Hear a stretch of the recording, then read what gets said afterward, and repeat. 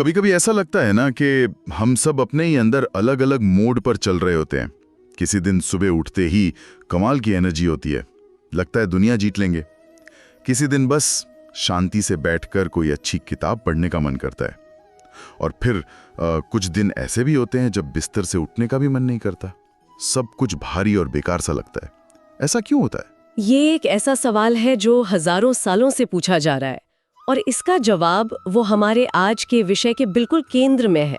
हमारा स्रोत श्रीमद् भगवद गीता का 14वां अध्याय वो इसी पहेली को सुलझाता है। हाँ, आज हम प्रकृति के उन 3 मूलभूत गुणों सत्व, रजस और तमस पर एक गहरी नजर डालने वाले हैं। और ये सिर्फ कुछ शब्द नहीं है, बल्कि गीता के अनुसार ये वो शक्तियां हैं जो पूरी सृष्टि को और हमारे हर विचार, हर कर्म, हर भावना को चलाती हैं। बिल्कुल। तो हमारा मकसद है इन गुणों को आज के दौर के हिसाब से समझना।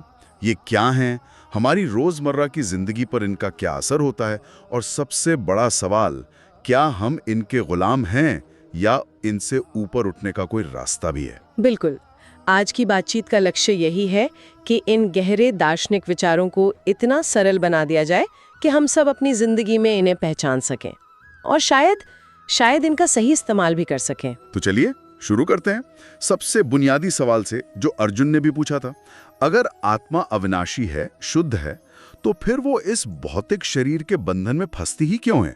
मतलब ऐसा क्या है जो इस आजाद चेतना को एक शरीर में कैद कर देता है? ये एक शानदार सवाल है। गीता के 13वें अध्याय में आत्मा और शरीर के फर्क को समझाया गया।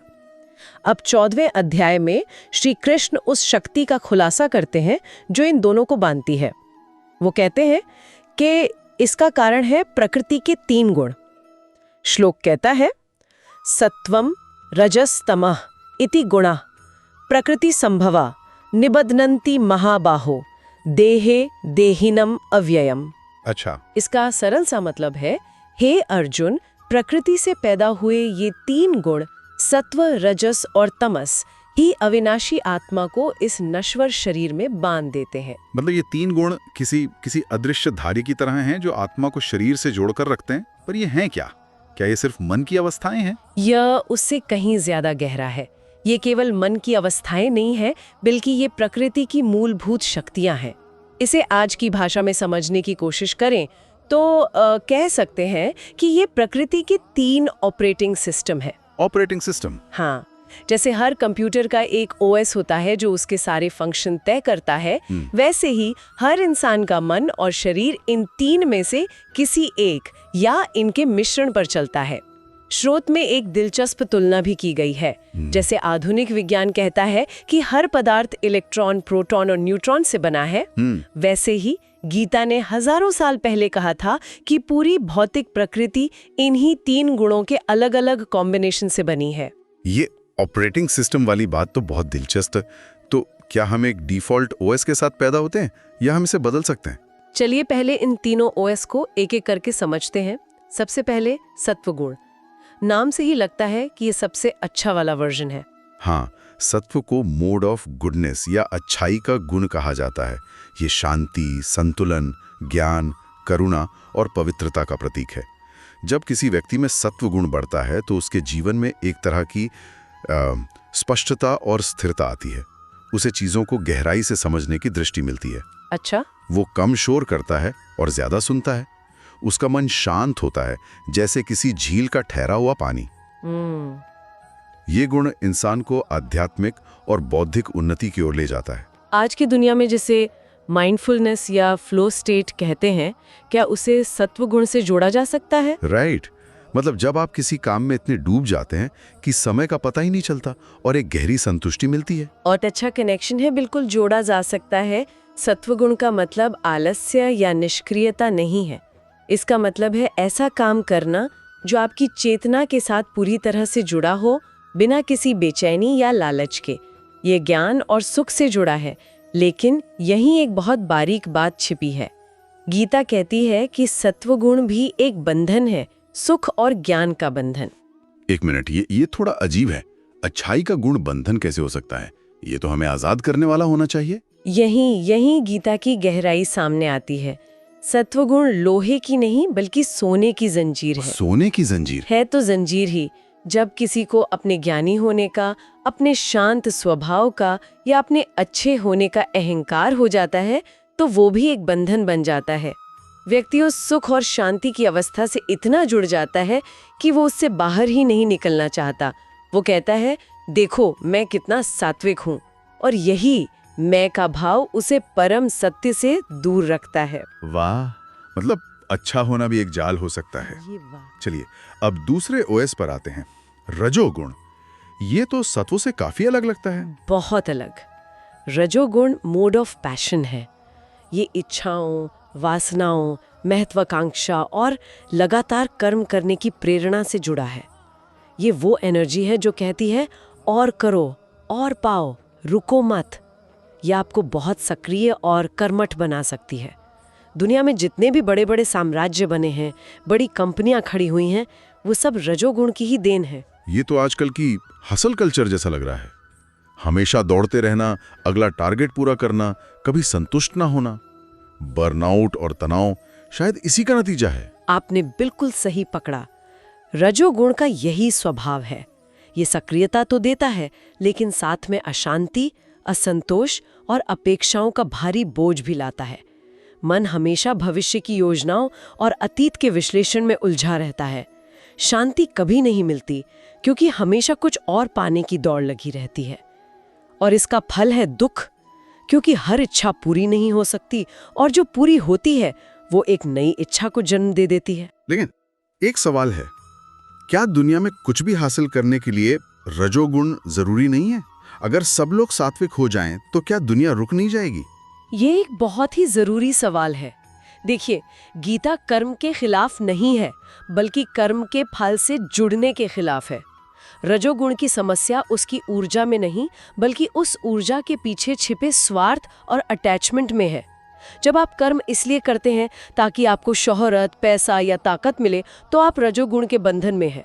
लेकिन जब आप वही कर्म दुनिया की भलाई या अपने कर्तव्य के लिए बिना फल की चिंता किए करते हैं, तो वो कर्म भी सात्विक बन सकता है। समस्या क्या कर रहे हैं में नहीं, क्यों कर रहे हैं में है। अच्छा, क्यों कर रहे हैं? और अब तीसरा गुण, तमोगुण। ये तो नाम से ही अंधेरा लगता है। ये जड़ता, आलस्य, मोह, नशा और प्रमाद का कारण है। जब तमोगुण हावी होता है तो इंसान की सोचने समझने की शक्ति ढक जाती है। उसे सही गलत का भेद नहीं दिखता। उसका मन भारी रहता है, उसे नींद बहुत आती है और वो किसी भी काम को टालता रहता है। क्या इसका आज का कोई उदाहरण हो सकता है? जैसे घंटों तक बिना सोचे समझे फोन पर स्क्रॉल करते रहना या बेवजह टीवी देखते रहना, जिसे हम प्रोक्रेस्टिनेशन या टालमटोल कहते हैं। बिल्कुल, ये तमोगुण के क्लासिक लक्षण हैं। जब आपको पता हो कि कोई काम जरूरी है, लेकिन आपका शरीर और मन इतना भारी महसूस करता है कि आप उसे करने की बजाय कोई आसान और ध्यान भटकाने वाली चीज करने लगते हैं, वही तमस का प्रभाव है। ये आत्मा को एक अंधेरे कुएं में धकेल देता है, जहां से बाहर निकलना बहुत मुश्किल लगता है। इसका फल अज्ञान और पतन है। इन तीनों गुणों को सुनकर ऐसा लगता है जैसे हम सब इन्हीं के अलग अलग कॉम्बिनेशन से बने हैं, लेकिन ये बहुत सूक्ष्म भी हो सकते हैं। क्या हमारे रोजमर्रा के जीवन में ऐसे कोई साफ संकेत हैं जिनसे हम पहचान सकें कि आज मुझ पर कौन सा गुण हावी है? हाँ, श्री कृष्ण इसके बहुत ही व्यवहारिक संकेत बताते हैं। जब आप सुबह उठें और मन में बिना किसी वजह के शांति, स्पष्टता और कुछ अच्छा सीखने की इच्छा हो, तो समझिए सत्वगुण प्रबल है। जब मन में बेचैनी हो, 100 विचार एक साथ दौड़ रहे हो, किसी से ईर्ष्या हो रही हो या कुछ हासिल करने की तीव्र लालसा हो, तो वो रजोगुण है। और जब मन भारी लगे, शरीर में आलस्य हो, कुछ भी करने का मन न करे और बुद्धि काम करना बंद कर दे, तो समझ लीजिए कि तमोगुण ने आपको घेर लिया है। और ये सिर्फ हमारे मूड या काम पर ही नहीं, बल्कि हमारे भविष्य पर भी असर डालता है। मैंने पढ़ा है कि मृत्यु के समय जो गुण प्रबल होता है, वो हमारी अगली यात्रा तय करता है। ये सुनने में थोड़ा डरावना लगता है। रोड मैप है। गीता कहती है कि अगर सत्व गुण में मृत्यु होती है तो आत्मा उच्च लोकों में जन्म लेती है, जहां ज्ञान और पवित्रता है।